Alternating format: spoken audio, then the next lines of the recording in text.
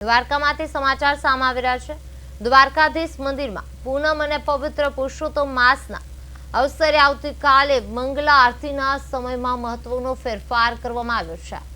યાત્રિકોના ભારે ઘસારાના ધ્યાનમાં રાખીને મંદિર પ્રશાસન આ નિર્ણય લીધો છે। સામાન્ય રીતે સવારે 6 વાગ્યે થતી મંગલા આરતી આવતીકાલે સવારે 5 વાગ્યે યોજાશે।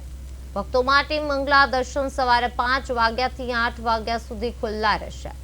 ત્યારબાદ મંદિરનો તમામ કાર્યક્રમ અને દર્શન વ્યવસ્થા નિયમિત સમય મુજબ ચાલુ રહેશે।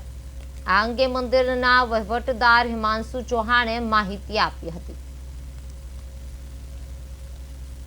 કે આવતીકાલે તારીખ 31/5/2026 રોજ પૂર્ણિમાના ક્રમમાં ફેરફાર થયેલ છે। સામાન્ય રીતે પૂર્ણિમાનો ક્રમ સવારે 6 વાગે થતો હોય છે, પણ પવિત્ર પુરુષોત્તમ માસને ધ્યાને રાખી અને ભક્તોની જે પણ સંખ્યા મોટી માત્રામાં દર્શનાર્થે પધારનારની છે એમની વ્યવસ્થાને ધ્યાને રાખી અને પૂજારીશ્રીએ મંદિર ટ્રસ્ટની વિનંતીને ધ્યાને રાખી પૂજારીશ્રી દ્વારા સવારે 5 વાગે મંગળા આરતી કરવામાં આવશે।